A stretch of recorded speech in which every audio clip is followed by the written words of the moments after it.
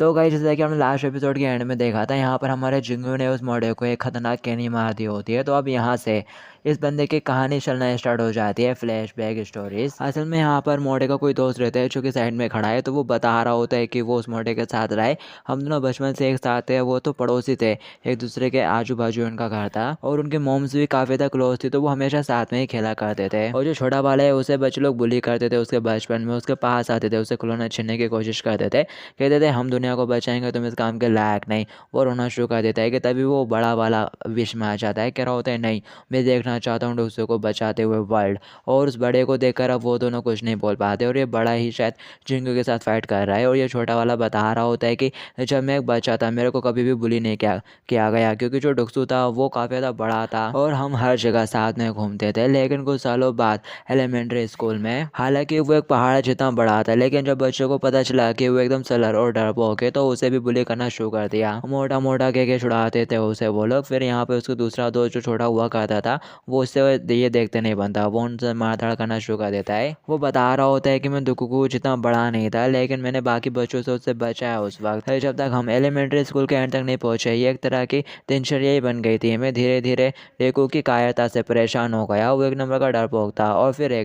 और फिर वो छोटा वाला बोलता है कि उसे कहीं दूर जाना है, तो डक्कू भी फुसकते हुआ कहने लगता है कि मैं भी जाऊंगा। वो छोटा वाला बोलता है यू इडियट, मैं अब्रॉड जा रहा हूँ, मेरे डैड के वर्क की वजह से मैं प्लेन में जाऊंगा, वो बहुत ज़्यादा दूर है, तुम मेरे साथ नहीं चल सकते। ये सुनते से वो कहता है यू इडियट, तुम्हें क्या लगता है कि अगर मेरे डैड वहाँ पर जाए तो क्या मैं उनके साथ नहीं जाऊँगा।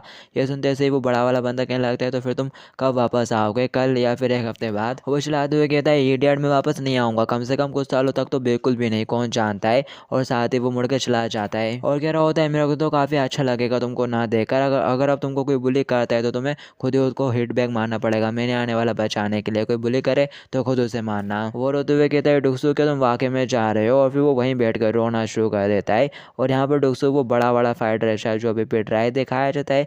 जिंगो उसको कोहनी मारता है, वो उसको पकड़ने की कोशिश करता है, तो जिंगो भी उल्टा उसको पकड़ लेता है और एक जबरदस्त कैनी मार देता है। और ये जो ग्रीन कपड़ों वाला बंदा है ना, यही उस कहानी में छोटा बंदा था डुक्सू। तो ये कह रहा होता है इडियट, जल्दी से पकड़ उसे और फेंक। यह सुनते से वो जिंगू को पकड़ लेता है और उठा लेता है, जैसे कि जिंगू के कहने का उसके ऊपर तो कोई असर हुआ ही नहीं, और जोर से धम करके जिंगू पर फेंकता है। ये देखे बेचारी डर कांप जाती है, कह रही होती नहीं सो जिंगू की भी हालत खराब हो जाती है, वो खांसते खांसते उठता है मुश्किल से। और डक्सू कह रहा होता है आखिर तू कर क्या रहा है, जल्दी से उसे क्रश कर। ना सोचती है मेरे को पता ही था कि ऐसा कुछ हो सकता है, अब मेरे को जल्दी से इस फाइट को रोकना होगा। और वो मोटा बंदा गुस्से के साथ कहता है मैं तुम्हें क्रश कर डालूंगा, कि तभी उसकी नाक से खून बह जाता है। यहाँ पर जिंगू पूरा कांप जाता है, कह रहा होता है नहीं अब मैं बिल्कुल भी नहीं बचने वाला। कि तभी जिंगू देखता है वो बंदा कांपना शुरू कर देता है बड़ा वाला, और बच्चों की तरफ फुसकते हुए कहता है नाक से खून बह रहा है, अगर तुम्हें नाक से खून बहता है तो ये भोजदा हट करता है। और फिर साथ ही वो बच्चों की तरह रोते हुए कॉर्नर में चला जाता है, कह रहा होता है डुक्सू में नाक से खून बह रहा है, ये बहुत हार्ड हो रहा है, मैं क्या करूँ। डुक्सू कहता है यू इडियट, तुम्हें तो जीत कर आना था, और मैंने कितनी बार कहा है कि मुझे डुक्सू मत बोला करो, मैं जोनास हूँ, जेनास। रीना पूछती है क्या तुम गिव अप कर रहे हो, और फिर शायद वो गिव अप कर देता है। तो दिखाया जाता है यहाँ पर जिंगू कुर्सी पर बैठा हुआ रहता है, डेडा लाकर उसको छप्पे मारती है, कह रही होती है सो जिंगू तुम बेस्ट हो, आज मैंने तुम्हारा मैनली फाइट भी देख लिया। और मून उसके लिए ड्रिंक लाती है, कह रही होती है तुमने काफ़ी अच्छा करा जिंगू, विनिंग तो विनिंग ही होती है आफ्टर ऑल। और फिर नेक्स्ट सीन में दिखाया जाता है जेनस फाइट के लिए जाता है, पीछे से जोनाथन कह रहा होता है क्या तुम उसको बिना किसी प्रॉब्लम के फिनिश कर सकते हो, और वो मोटा बंदा रोते हुए कह रहा होता है डुक्सू चलो ना घर चलते हैं, ये बिल्कुल भी अच्छा नहीं होगा अगर तुम्हें भी चोट लग गई। डुक्सू गुस्से के साथ कहता है शट अप इडियट, वहीं पे खड़ा रहे। नीना बोलती है माउथ गार्ड को पहन लो। जोनास कहता है बकवास, बस फाइट स्टार्ट करो। नीना बोलती है अगर तुमने नहीं पहना तो फिर मैं तुमको डिस्क्वालीफाई कर दूंगी। सोंग जिंगू क्या तुम फाइट कर पाओगे। सोंग जिंगू कहता है हाँ लगता तो है। पीछे से डडल पूरी जोश में भर जाती है, कह रही होती है मेरे हब्बे तुम कर सकते हो। मून बोलती है तुम्हें पता है क्या है अभी उन लोगों के बारे में, तुम तो अभी अभी यहाँ पर आई हो, वो साइड में काफी स्ट्रॉन्ग है। नीना बोलती है क्योंकि song Xingu 1 weight class lower है, इसलिए यहाँ पर एल्बो नॉट अलाउड, और साथ ही सोकर किक्स और टॉयलेट भी नॉट अलाउड। दोनों फाइटर्स तैयार हो। सोंग जिंगू हाँ बोलता है। ये सुनने के बाद नीना बोलती है तो ठीक है फिर फाइट स्टार्ट करो। वो दोनों एक दूसरे से हार टकराते हैं। सोंग जिंगू कहता है अब जबकि ये लास्ट मैच है तो चलो एक अच्छी फाइट करते हैं। वो आगे से कहता है जो भी हो, जबकि डर्डल तो काफ़ी एक्साइटेड होती है, कह रही होती है come on my boy song Xingu, कर सकते हो तुम अच्छा। जबकि वो मोटा बंदा फुसकते हुए केला खा रहा होता है कोने में। सोंग जिंगू सोचता है मैं अपने अपोनेंट के फाइटिंग स्टाइल के बारे में बिल्कुल भी नहीं जानता, मेरे को ऑर्थोडॉक्स बॉक्सिंग के साथ स्टार्ट करना चाहिए। और जब सोंग जिंगू उसकी तरफ देखता है तो वो थोड़ा हैरान हो जाता है, कह रहा होता है वो तो अपना गाड़ी अब नहीं कर रहा है, अजीब से स्टैंड में खड़ा है। जिनस कहता है खुद को बहुत ही ज़्यादा लकी समझो कि आज मैंने यहाँ पर ग्लव पहने हुए हैं। सोंग जिंग उसके बाद सुनकर थोड़ा हैरान हो जाता है कि इतने में ही जिनस उसे फटाक से पंच मार देता है और सोंग जिंग उसके पंच से समझ लेता है कि वो थोड़े अजीब से स्टाइल में एक किक भी मार देता है। सोंग जिंग को तकलीफ होती है कि तभी वो अपने हाथ को इस तरह से मारता है कि वो सोंग जिंग को एक पंच भी मार देता है और साथ ही उसके हाथ से फंसा भी लेता है और दूसरे हाथ को उसके पेट में मारता है मुक्के की तरह और फिर साथ ही कैनी मार देते हैं उसके पेट में उसे झुकाते हुए। सोंग जिंग कहता है मैं सांस नहीं ले पा रहा और फिर इसके बाद हमें सोंग जिंग के घर का सीन दिखाया जाता है। इनसेंग सोंग जिंग के दोनों छोटे बहन भाइयों के साथ खेल रहा होता है पकड़म पकड़ाई वाला गेम, आंखों पे पट्टी बांध के, पर वो लोग उसे ज़ुम्बी वाला गेम खेल रहे होते हैं। दिखाया जाता है वो कहता है ओ माय क्यूट एंजल्स बस इंतजार करो मैं तुम लोगों को पकड़ लूंगा कि तभी सोंग मुझे धप्पा कर देती है और फिर तीनों एक जगह बैठे हुए रहते हैं। इनसेंग हंसते हुए कह रहा होता है ये तो बहुत ही ज़्यादा मज़ेदार था, मेरे को ये ज़ुम्बी गेम काफ़ी पसंद आया, क्या तुमने इसे किंडरगार्टन में सीखा है? विष्णु बोलता है आखिर इसमें इतना था क्या मज़ेदार था, हम तो पूरे टाइम में खेलते रहते हैं। सोम्बी कहती है हाँ क्या तुमने अपने किंडरगार्टन में ये गेम नहीं खेला? इनसेंग बोलता है अरे मैं तो कभी किंडरगार्टन गया ही नहीं, इसलिए इस तरह के गेम्स के बारे में मुझे नहीं पता। जब मैं तुम लोगों की एज का था तब मैं इकोनॉमिक्स सीखता था, जब मैं 6 साल का हुआ तब मैंने कुछ गेम ट्राई करे होंगे। हालांकि मुझे स्टॉक इन्वेस्टमेंट के बारे में जब ज़्यादा सिखाया गया कि कैसे इन्वेस्ट करके मिलियन डॉलर कमाया जाए। और आखिर तुम लोगों को इतने छोटे से रूम में पकड़ना मुश्किल क्यों था? अगर ये मेरा घर होता तो वहाँ पर बहुत सारे लोग हैं तो ये गेम खेलने में और भी ज़्यादा मज़ा आता। विष्णु कहता है कि तुम्हारे इधर पे बहुत सारे लोग हैं, मतलब कि तुम्हारा हाउस भी बड़ा होगा, कितना बड़ा है? सोम कहती है वाह तुम्हारा हाउस तो वाकई में बहुत ही ज़्यादा बड़ा होगा ना, कितना है 50 फीट या 100 फीट? इंसेंग बताता है मेरा घर बहुत ही ज़्यादा बड़ा है, इतना बड़ा है कि हम लोग वहाँ पर ओलंपिक होस्ट कर सकते हैं। ये सुनते से सोम की आंखें चमक जाती है, कह रही होती है वाह क्या ये स्काई जितना बड़ा है या फिर ओशन जितना? विष्णु बोलता है अरे स्टॉप इट, ये ओशन जितना बड़ा हो ही नहीं सकता। इंसेंग बोलता है कम ऑन, इससे कुछ फर्क नहीं पड़ता कि मेरा हाउस कितना भी बड़ा हो, लेकिन एक ओशन जितना तो बड़ा हो ही नहीं सकता और तुम लोग तो इस तरह सेट कर रहे हो जैसे तुमने कभी पहले ओशन देखा ही नहीं है। विष्णु बोलते हैं हमने वाकई में पहले कभी भी ओशन नहीं देखा। ये सुनते से इंसेंग थोड़ा चौंक जाता है, कह रहा होता है क्या वाकई में? विष्णु इंसेंग से पूछने लगता है तो क्या तुमने ओशन को देखा है? सोम की भी आंखें चमक जाती है, कह रहे होते हैं वाओ तुम तो कितने ज़्यादा लकी हो, हमने तो बस टीवी और बुक पर ही देखा है ओशन को। इंसेंग बोलता है काम ऑन, अब तुम लोग मेरे को यहाँ पे बेवकूफ़ बना रहे हो, मेरे को बेवकूफ़ बनाना बंद करो, मेरे को स्टूपिड नहीं हूँ, मैं श्योर हूँ कि तुम लोग एक या दो बार तो गए ही होगे। सोम बोलती है इंसेंग भैया जब आप नेक्स्ट टाइम ओशन पर जाओ तो क्या आप हमें भी साथ ले जा सकते हो? मैं बहुत ज़्यादा क्यूरियस हूँ देखने के लिए कि वहाँ पर नमक होता है, सेल्टी होता है क्या वो? जुनो बोलता है बेवकूफ़ क्या तुमको लगता है कि वो पूरा पानी खा रहा होगा, बस थोड़ा सा नमक होगा उसमें? जबकि सोमिन सिंह की तरफ देखते हुए कह रही होती है प्लीज़ आप हमें भी ले जाओगे क्या? दिखाया जाता है उसके दिल में दर्द होना शुरू हो जाता है, कह रहा होता है ये फीलिंग ये कितने ज़्यादा क्यूट है यार। और फिर साथ ही वो इमोशनल हो गया उन्हें गले से लगा लेता है, कह रहा होता है इस समर में तुम्हें अपने साथ ले जाऊंगा, पूरा ओशन घुमाऊंगा। ये सुनते से वो दोनों खुश हो जाते हैं, कह रहे होते हैं क्या तुम वाकई में हमें ले जाओगे? इंसेंग बोलता है हाँ तुम्हें जहाँ जाना है बस नाम लो, मैं तुम्हें हर जगह पर ले जाऊंगा। ये सुनते से वो दोनों खुशी के मारे नाचना शुरू कर देते हैं, जबकि इंसेंग उनके लिए रो रहा होता है, बेचारे बच्चे समुंदर भी नहीं देखा ना ही वेल देखा इन लोगों ने। तभी यहाँ पर बटलर आ जाता है, कहता है यंग मास्टर आपके दादाजी का कॉल आ रहा है, कोई उनका फ़ोन नहीं उठा रही है इसलिए वो आपसे बात करना चाहते हैं।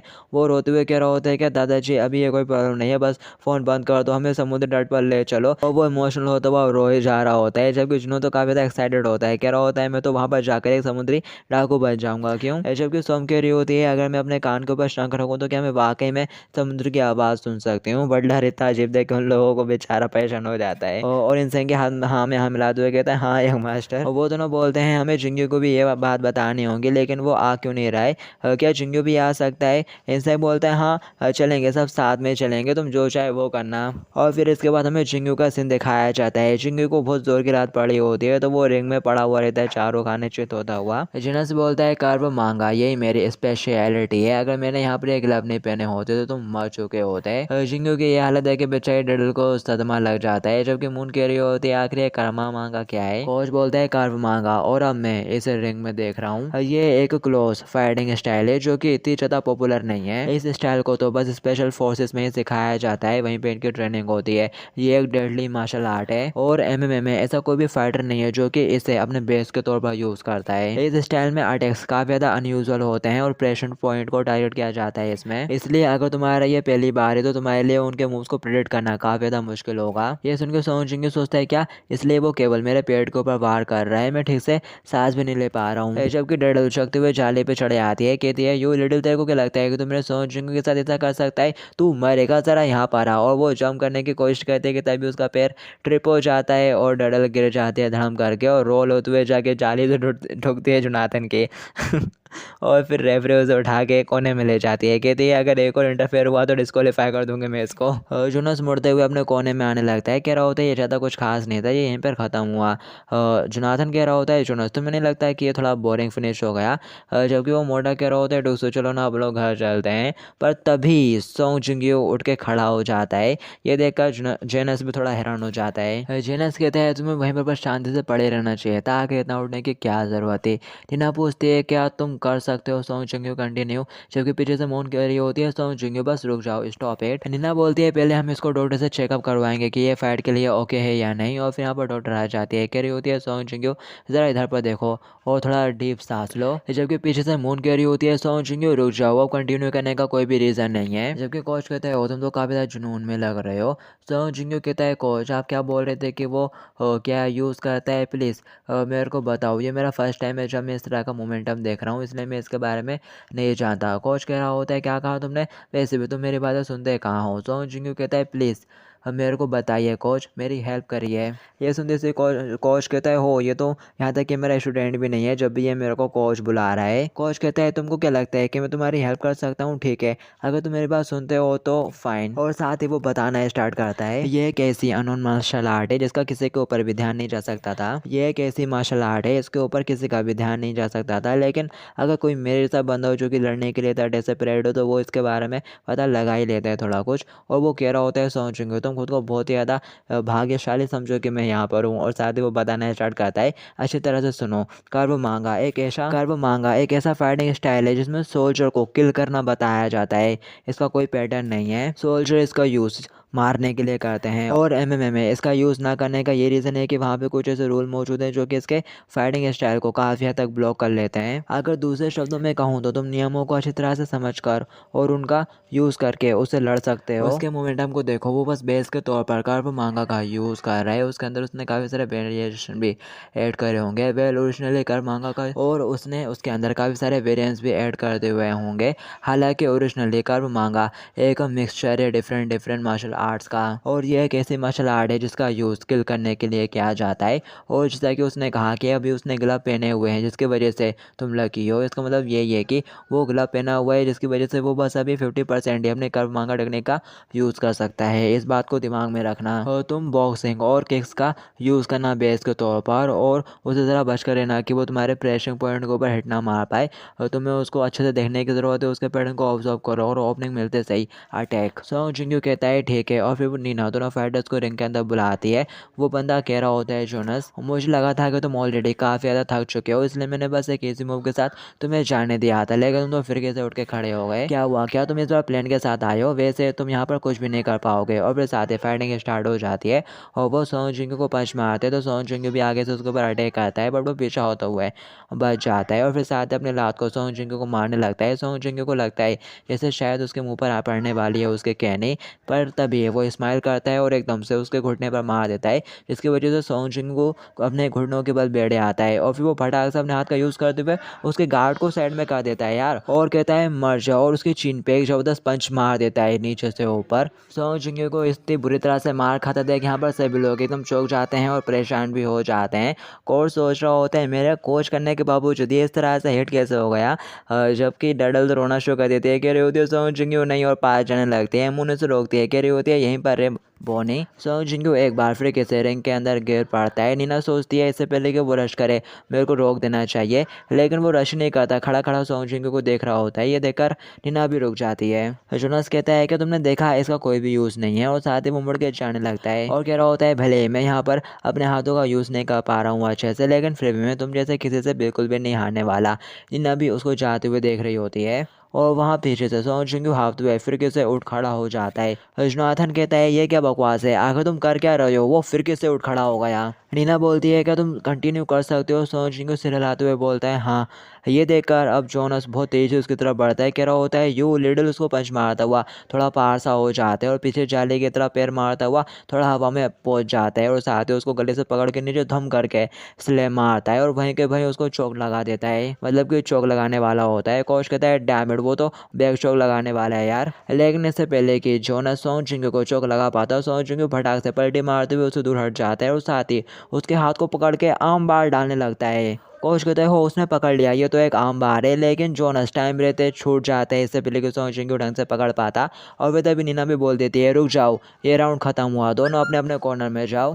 और जोनस सोंग जिंग की तरफ भी घूर के देख रहा होता है। सोंग जिंग मन ही मन कहता है मैंने लगभग पकड़ ही लिया था, लेकिन ये मेरे हाथ से बच गया क्योंकि मेरे अंदर अब इतनी स्ट्रेंथ नहीं बची थी। दिखाते प्यारे कोई खुद उठा के सोंग जिंग के लिए कुर्सी लेकर आ रही होती है, लेकिन सोंग जिंग लड़खड़ा आ रहा होता है, लेकिन उसके बावजूद मना कर देता है कि मेरे को छेड़ की ज़रूरत नहीं है, मैं खुद खड़ा हो सकता हूँ। कोच कहता है तुमने तो उसको लगभग पकड़ ही लिया था यार। मून भी कहती है हाँ, जबकि डर डर रोते हुए कह रही होती है सोंग जिंग तुम बहुत ज़्यादा कूल हो, लेकिन बस अब बहुत हो चुका, रुक जाओ। सोंग जिंग हारता हुआ कहता है कोच क्या तुमने उसकी कोई वीकनेस देखी? कोच कहता है हाँ। कोच कहता है उसके पास कुछ अच्छे हार्डवेयर है, लेकिन जब वो पंच मारता है तो वो सही टाइम पर उसके अंदर सही वेट को पुट नहीं कर पाता। लेकिन अगर तुम उसके किसी ऐसे मुक्के की चपेट पे आ जाते हो जिसके पीछे उसने अपना वजन भी लगाया हुआ है तो तुम नॉकआउट हो जाओगे। सोंग जिंग हारते हुए कहता है हाँ, इससे मेरे को कुछ डैमेज तो हुआ है, लेकिन उसने मेरे को अभी तक बेहोश नहीं किया। और एक और बात, मुझे नहीं पता कि ऐसा किस लिए हो रहा है, क्या ये इसका कॉन्फिडेंस है या फिर ये नियम्स की परवाह नहीं करता है। जब वो मुझे नीचे गिरा देता है तो वो मेरे ऊपर रश ही नहीं करता। उसने अभी अभी फिर से ऐसा किया और मुझे ख़त्म नहीं किया, बल्कि मुझे थोड़ा टाइम दे दिया। अब मैं देख पा रहा हूँ जब आपने रूल्स का यूज़ करने के लिए कहा था तो आप असल में इस बारे में बात कर रहे थे। मुझे यहाँ पर रूल्स का ज़रूर यूज़ करना है, लेकिन मेरे अपोनेंट में रूल्स को समझने में थोड़ा लैक है। मैंने ये बिल्कुल भी गेस नहीं किया था, पर आपकी बात ना सुनने के लिए सॉरी चाहता हूँ मैं। कोच सोंग जिंग की बातें सुनने के बाद मेरे तो चौंक जाता है और साथ ही कह रहा होता है हाँ हाँ बिल्कुल मेरा यही मतलब था। होपेन कहता है कि तुम लोग पूरे टाइम बस इसी तरह से खिलवाड़ कर रहे थे, मुझे लगा कि यहाँ पर कुछ युद्ध वगैरह हो रहा होगा। चड्डू कहता है हाँ आप एकदम सही कह रहे हो बॉस, मैंने उन लोगों को कहा था कि बस एक पानी से सब कुछ खत्म हो जाएगा, लेकिन इन लोगों को पता ही नहीं है कि असली दुनिया कैसे काम करती है। ये लोग बोल रहे होते हैं कि ये सब कुछ किसी रूल वगैरह के खिलाफ है। तभी नीना बोलती है दोनों फाइटर्स रेडी हो जाओ और फाइट स्टार्ट करा देती है। फाइट के स्टार्ट होते से जेनस सोंग जिंग के ऊपर धावा बोल देता है, पंचेस मारना शुरू कर देता है सोंग जिंग को। पर जैसे ही वो सोंग जिंग को लात मारने के लिए जाता है, इस बार सोंग जिंग फटाक से पीछे हट के उसकी लात से बच जाता है। वो कहता है यू डम कीड़े कहीं के, और साथ ही सोंग जिंग को पंच मारने के लिए आगे बढ़ता है, लेकिन इस बार सोंग जिंग पहले उसको मुक्का मार देता है। कोच कहता है ये तो रीज़न है कि सारे एमएमए फाइटर बॉक्सिंग को सीखते हैं। मून भी बोलती है हाँ ऑफ कोर्स। अब वो बंदा काफ़ी फ्रस्ट्रेट हो जाता है सोंग जिंग से, कह रहा होता है यू लिटिल। वो सोंग जिंग को लात मारता है, बट सोंग जिंग ब्लॉक कर लेता है किसी तरह से, और अब वो बंदा सोंग जिंग को पंच मारने के लिए आगे बढ़ता है। सोंग जिंग भी घूर के उसकी तरफ देखता है और फिर साथ ही जैसे वो पंच मारते हैं तो सोंग जिंग भी जवाब में उसको काउंटर पंच मारता है। वो दोनों ही एक दूसरे को पंच मार देते हैं और फिर तभी जिनस का ध्यान जोनाथन की तरफ जाता है, जो कि कह रहा होता है व्हाट द हेल, ये क्या बकवास है, तुम हार रहे हो, ये कितना एम्बैरेसिंग है। अब ये सुनने के बाद वो बंदा फ्रस्ट्रेट होकर अपने मुंह से ग्लव को निकाल देता है, चिल्लाते हुए कहता बस बहुत हुआ खिलवाड़ा, मैं इसे अपने वे से ख़त्म करूंगा। सोंग जिंग देखता है उसने दोनों ग्लव्स को उतार के फेंक दिया होता है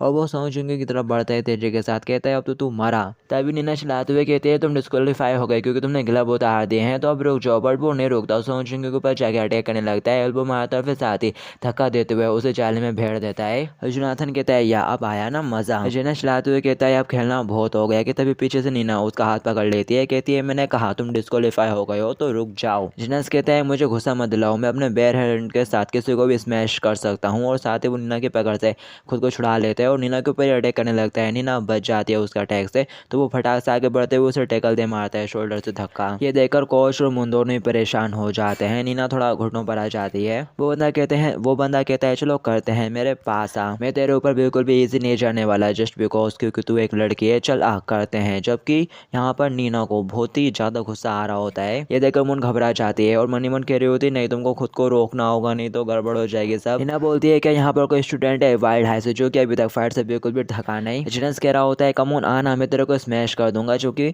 नीना खुद के ऊपर कंट्रोल करते हुए कहती है कि यहाँ पर कोई वाइल्ड हाई का ऐसा स्टूडेंट है जिसने अभी तक फाइट नहीं की है। तभी डर्डल उछलना शुरू कर देती है, मैं सिर्फ मैं अभी यहाँ पर आई हूँ, मैं एकदम फ्रेश हूँ। नीना बोलती है मिस डर्डल रिंग के अंदर आओ और इस कुत्ते मेरा मतलब पर्सन के साथ फाइट करो, मेरे को बिल्कुल भी अच्छा फील नहीं हो रहा है, इसलिए मैं आज अपनी ड्यूटी यहीं पर एंड कर करती हूँ, और हाँ तुम्हारी इन्फॉर्मेशन के लिए मैं यहाँ पर कभी थी ही नहीं, तो इसलिए तुम्हारे वायलेंस के बारे में कोई भी रिपोर्ट नहीं करेगा। डेडल बोलती है ठीक है। मेमो फटाक से जूते उतारते हुए रिंग के अंदर कूद आती है। जिनस कहता है ये छोटी लड़की कौन है, तुम्हें क्या लग रहा है कि यहाँ पर किसी तरह का मजाक हो रहा है, जबकि डेडल बहुत तेजी के साथ आगे बढ़ती है और कहती है ये मेरे सॉन्ग जिंगू के लिए। उसको नीचे से ऊपर एक किक मारती है। जुनस बाल बाल बचता है, हालांकि उसके बनियान फट जाती है। जुनस कहता है तुम्हारे इतने हिम्मत हो, तुम ताइक्वांडो करती हो, पर इससे क्या फर्क पड़ता है, मैं तेरे को क्रश कर दूंगा। आज साथ वो अपनी बनियान को फाड़ते हुए डेडल की तरफ बढ़ता है तेजी के साथ। डेडल फटाक से उसको एक साइड किक मारती है, वो ब्लॉक कर लेता है, उसकी तरफ बढ़ रहा होता है, कह रहा होता है तुझे क्या लगता है कि तेरे इन किसके साथ तू मुझे नॉकआउट कर सकती है। हाँ, और से पहले कि वो डेडल को पंच मारता, डेडल घुमा के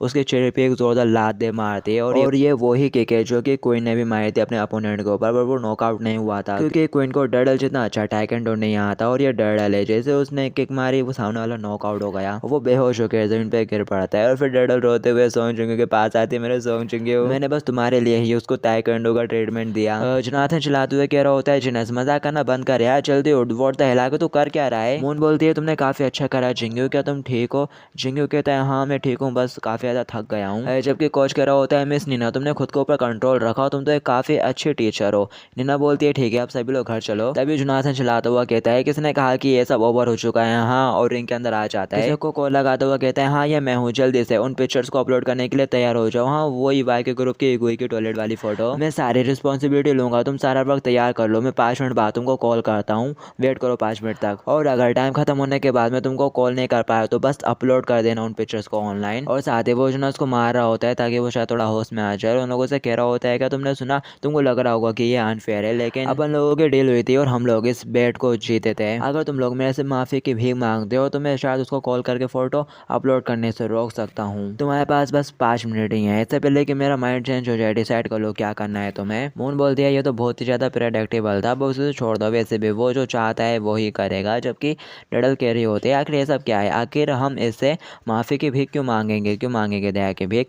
तभी वो चिल्लाते हुए कहता है ये मेरा वर्ल्ड है, इसे मैंने क्रिएट करा है, मैं यहाँ का किंग हूँ, और तुम्हें क्या लगता है कि तुम मेरे ग्राउंड पे मुझे गुस्सा दिलाकर भाग सकते हो। हाँ, मुझे फर्क नहीं पड़ता कि तुम कहाँ की हायर हो या फिर कुछ हाई स्कूल के बच्चे हो, मेरे सामने अभी घुटने टेको। मून बोलती है जिंगू उसे अकेला छोड़ दो और यहाँ नीचे आ जाओ। जिंगू क्वीन की तरफ देखता है, क्वीन जिंगू से नजरें नहीं मिलाती, बस चुपचाप से नजरें फेर के खड़ी रहती है, और जिंगू उसको नोटिस कर रहा होता है और फिर साथ ही वो सामने की तरफ चलना शुरू करता है। डेडल कहती है जिंगू आगे तुम कहाँ जा रहे हो, जबकि जोनाथन हाथ फैला के खड़ा हुआ रहता है, कह रहा होता है वेल लगता है कि इनमें से कोई एक तो स्मार्ट है, यहाँ पर आओ और मेरे सामने घुटने टेको। यू बास्टर्ड, लगता है कि तेरे को फाइनली समझ में आ चुका है कि यहाँ पर किसका हाथ भारी है, जल्दी मेरे सामने घुटने टेक। पर सोच जिंगू उसके पेट में जोरदार मुक्का दे मारता है, और फिर दिखाया जाता है ये सभी लोग उस वेयर हाउस से बाहर आ रहे होते हैं। बाहर कोइन का होने वाला हस्बैंड लेन में मौजूद रहता है, कह रहा होता है इगुई आखिर क्या हो रहा था, तुम्हें जानती हो मैं कितना ज़्यादा डर गया था। कोइन पार्क से पूछते हैं मिस्टर ये सब क्या है, वो बताता है मैंने सुना था इन्होंने यहाँ तक कि यंग मास्टर को भी कॉल करा था, इसलिए मैंने। हेलिन कहता है आखिर तुम्हारे शरीर पर ये क्या हुआ, आखिर तुमने खुद को खतरे में क्यों डाल दिया। ये सब इस वजह से हुआ है क्योंकि तुम गलत लोगों के साथ हैंग आउट कर रही थी। क्यों, मैंने ये बहुत सोचा और मैं आज ये सब क्लियर कर दूंगा कि तभी जो कोइन रहती है ना वो जिंगू की तरफ मुड़ के देखने लगती है। ये देखकर वो कह रहा होता है गुई क्या तुम मेरी बात सुन भी रही हो, बट कोइन उसको इग्नोर करते हुए जिंगू का हाथ पकड़ लेती है। कोइन बोलती है सॉरी, आज तो मेरी वजह से इन सारे बखेड़े में फंस गए, मैं जानती हूँ कि ये बिल्कुल भी आसान नहीं था, लेकिन तुमने मेरे लिए ये सब कुछ किया, तुम्हारा शुक्रिया। जिंगू कहता है शौर्य। और बस गाइस इस एपिसोड के लिए इतना ही है, बाकी की स्टोरी आप लोग नेक्स्ट एपिसोड में जानेंगे, जब तक के लिए टू बी कंटिन्यूड।